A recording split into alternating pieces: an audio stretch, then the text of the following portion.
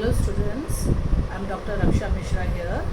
Today I will explain you a very important topic from the syllabus of BSc Part 2nd, that is from anatomy, and the topic is plant tissues. Now I'll start with the plant tissues. Here I have given a chart of the complete plant tissues division. First I'll explain you what is the plant tissue. Plant tissue जो होता है, it is a group of cells similar in origin, function and structure. In Hindi we can say कोशिकाओं का वह समूह जो मिलकर विशेष प्रकार का कार्य संपन्न करती है उसे उत्तक कहते हैं. और ये जो उत्तक होते हैं, टिश्यूज जो होते हैं, ये दो प्रकार के होते हैं, meristematic and permanent. Meristematic tissues वो होते हैं जो लगातार जिनके अंदर विभाजन की क्षमता होती है और विभाजित होकर के वो ग्रोथ करते हैं. और परमानेंट टिश्यूज वो होते हैं जिन कोशिकाओं की क्षमता खत्म हो जाती है विभाजन की. और मेरिस्टेमेटिक टिश्यूज को आगे फिर फर्दर ओरिजिन, पोजीशन और फंक्शन के बेसिस पे 3 में डिवाइड किया गया है. ओरिजिन के बेसिस पे मेरिस्टेमेटिक टिश्यूज 2 प्रकार के होते हैं, प्राइमरी और embryonic, and next is secondary. Primary वो होते हैं जो प्लांट के जीवन काल के प्रारंभ से ही बन जाते हैं टिश्यूज. और सेकेंडरी वो होते हैं जो जीवन काल के प्रारंभ से ना बन के बल्कि आवश्यकता पड़ने पर पादप जीवन की अवस्था के उत्पन्न होते हैं. इसका एग्जाम्पल है cambium of dicot root. Next is position. Position के बेसिस पे apical, lateral and intercalary. Apical जैसे इनका नाम इंडिकेट कर रहा है, एपिकल मीन्स जरूर कोई ना कोई चीज शीर्ष पे होगी. वो कोशिकाएं जो शीर्ष पे पाई जाती हैं और वहाँ उनका डिवीजन होता है उसे एपिकल मेरिस्टेम कहते हैं. और ये एपिकल मेरिस्टेम के डिवीजन से पौधों की लंबाई बढ़ती है. लिटरल मीन्स साइड के अंदर. जब पौधों के साइड के जो टिश्यूज होते हैं लिटरल मेरिस्टेमेटिक टिश्यूज कहलाते हैं. जब उनमें डिवीजन होता है तो उनकी पौधों की चौड़ाई बढ़ती है. और इंटरकैलरी जो होते हैं वो कुछ नहीं है, एपिकल मेरिस्टेम का छूटा हुआ भाग ही है जिससे कि प्लांट की लंबाई बढ़ती है. अब तीसरा मेरिस्टेमेटिक टिश्यू है जो फंक्शन के बेसिस पे जिसको डिवाइड किया गया है वो है protoderm, procambium and ground meristem. Protoderm जो होता है इसका फंक्शन होता है कि ये आउटर मोस्ट लेयर एपिडर्मिस को बनाता है. और प्रोकैम्बियम का फंक्शन होता है कि प्राइमरी वेस्कुलर टिश्यूज बनाते हैं. और ग्राउंड मेरिस्टेम का होता है कॉर्टेक्स, पेरिसाइकिल, मेडुलरी रे और पिथ मीन्स बाकी ग्राउंड टिश्यूज बनाते हैं. ये आपका सारा मेरिस्टेमेटिक टिश्यूज के बारे में है. अब नेक्स्ट हम जो लेंगे वो है परमानेंट टिश्यूज, जिसका चार्ट मैंने वहाँ दे दिया है आपको. परमानेंट टिश्यूज हैं उनको भी आगे फिर 3 में डिवाइड किया गया है, सिंपल टिश्यूज, कॉम्प्लेक्स और conducting tissues, then glandular tissues. Simple tissues जो हैं उनको 3 में डिवाइड किया गया है, parenchyma, collenchyma and sclerenchyma. Parenchyma जो होता है उसको हिंदी में मृदुतक कहते हैं. ये जो मृदुतक कोशिकाएं होती हैं ये पतली भित्ति वाली होती हैं और जीवित कोशिकाएं होती हैं. ये अंडाकार, गोलाकार और बहुभुजाकार भी होती हैं. इनके अंदर जैसा कि दिख रहा है, देखिए इंटरसेलुलर स्पेस भी प्रेजेंट है. और कॉलेन्काइमा जो होती है, जो पैरेन्काइमा जो होती है, इसकी जो सेल वॉल होती है वो सेलुलोज की बनी हुई होती है. और ये अधिकतर पैरेन्काइमेटस टिश्यूज जो होते हैं वो पौधे के कोमल भाग में पाए जाते हैं. और इनका मुख्य कार्य होता है भोजन को संचित करना और स्टोरेज ऑफ द फूड. अब नेक्स्ट है कॉलेन्काइमा. कॉलेन्काइमा जो होते हैं ये मृदुतक टिश्यूज स्थूल कोण उत्तक कहलाते हैं. ये जो कोशिकाएं होती हैं ये लंबी होती हैं, थोड़ी तिरछी होती हैं और इनकी भित्ति मोटी होती है. और टीएस जब हम इसका टीएस काटेंगे तो अंडाकार, गोलाकार दिखाई देती हैं. और इनके कॉर्नर्स जो होते हैं उनमें इंटरसेलुलर स्पेस बहुत थिक होता है. ये देखिए, ये इसमें इंटरसेलुलर स्पेस बहुत अच्छी दिखाई देती है. और यहाँ बीच के अंदर ये जो थिकनेस के लिए ये इंटरसेलुलर स्पेस है जो बहुत थिक है. और ये थिकनिंग जो होती है ये सेलुलोज और पैक्टिन के जमाव के कारण होती है. डाइकोट स्टेम में एपिडर्मिस के नीचे ये पाए जाते हैं. रूट और मोनोकोट स्टेम में ये एब्सेंट होते हैं. और इनके अंदर क्लोरोफिल भी कभी कभी पाया जाता है. इनका कार्य होता है मैकेनिकल स्ट्रेंथ प्रोवाइड करना. Next is sclerenchyma.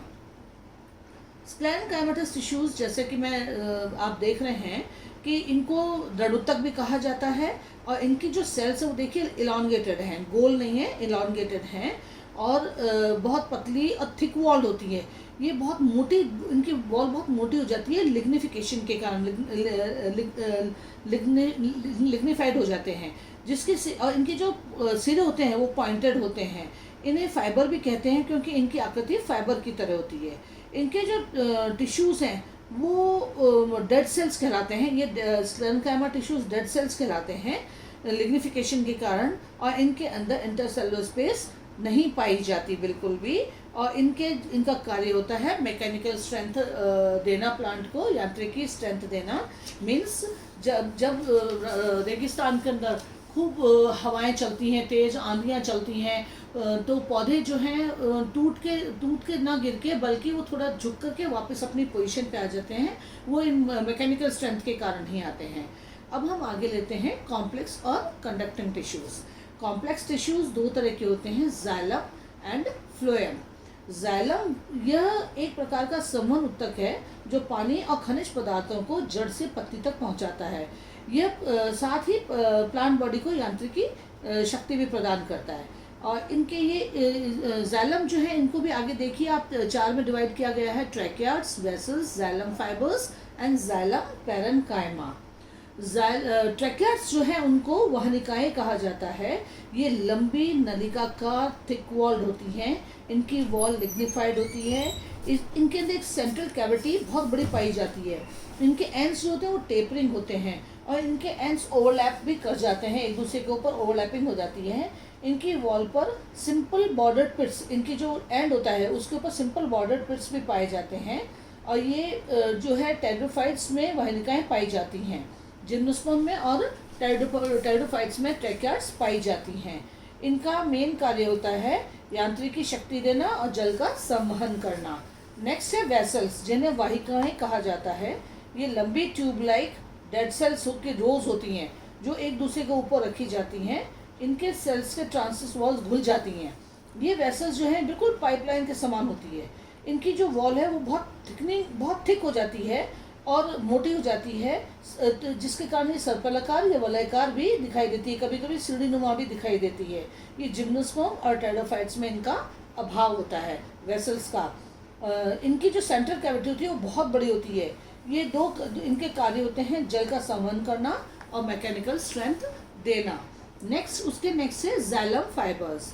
ये जब दृढ़ उत्तक जाइलम के साथ पाए जाते हैं तो इन्हें जाइलम फाइबर्स कहा जाता है, और ये वुडी डाइकॉट में पाए जाते हैं। इनका मुख्य कार्य होता है जाइलम व प्लांट को सपोर्ट देना। जाइलम पैरेन्काइमा, जब जाइलम के साथ मृदुत्तक सेल पाई जाती है तो उन्हें जाइलम मृदुत्तक कहा जाता है, जाइलम पैरेन्काइमा कहा जाता है। इनके सेल्स जीवित होती हैं। यह वहनिकाओं के साथ पानी के संवहन में मदद करती हैं और भोजन का संचय करती हैं। आपने देखा जाइलम के अंदर ट्रैकियार्ड्स, वेसल्स और जाइलम फाइबर, ये तीनों डेड टिश्यूज हैं, और सिर्फ एक जाइलम पैरेन्काइमा ही लिविंग सेल्स होते हैं। Next is phloem. फ्लोएम को आगे फिर 4 में डिवाइड किया गया है, sieve tubes, companion cells, phloem fibre and phloem parenchyma. जो सीव ट्यूब्स होते हैं, फ्लोएम जो होता है उसका कार्य होता है तैयार भोजन को प्रत्येक ऑर्गन, प्लांट का हर पार्ट के तक खाना पहुंचाना, है ना। और चलनी जो सीव ट्यूब है उसको चलनी नलिका भी कहा जाता है। ये सिलेंड्रिकल ट्यूब लाइक रचना होती है जो लंबी सेल्स से बनी हुई होती है। इनकी जो सेल्स होती है वो एक दूसरे के ऊपर रखी हुई होती हैं, और वॉल जो होती है वो बहुत पतली होती है, सेलुलोज की बनी हुई होती है। ट्रांसवर्स वॉल जो होते हैं उसमें छोटे छोटे छिद्र पाए जाते हैं जो चलनी के समान दिखाई देते हैं, और उसे सीव प्लेट्स भी कहा जाता है। चलनी नलिका के अंदर न्यूक्लियस नहीं होता, खाली साइटोप्लाज्म पाया जाता है। सीव ट्यूब में खाली साइटोप्लाज्म पाया जाता है, और साइटोप्लाज्म पोर्स के द्वारा कंपेनियन सेल्स में आवागमन करता है। इनका मुख्य कार्य होता है पत्ती में खाने का स्टोरेज करना और ग्रोइंग रीजन्स तक पहुंचाना खाने को। नेक्स्ट है कंपेनियन सेल्स।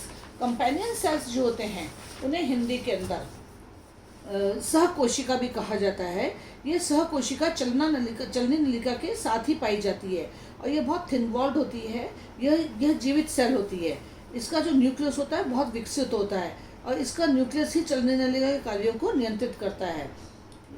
सहकोशिका का तो न्यूक्लियस चलने नलिका को वो नियंत्रित करता है, और सीव ट्यूब का साइटोप्लाज्म कंपेनियन सेल के अंदर आवागमन करता है। ये टेरिडोफाइट और जिम्नोस्पर्म में एब्सेंट होते हैं। Next is phloem fibres. जब फ्लोएम के साथ दृढ़ उत्तक पाया जाता है तो उसे फ्लोएम फाइबर्स कहते हैं। ये प्राइमरी फ्लोएम नहीं बनाता, सेकेंडरी फ्लोएम बनाता है बस। और उसके बाद है फ्लोएम मृदुतक। जब मृदुतक फ्लोएम के साथ हो तो उसे फ्लोएम मृदुतक कहा जाता है। Today we will take this much only, the glandular tissues we take tomorrow. Thank you.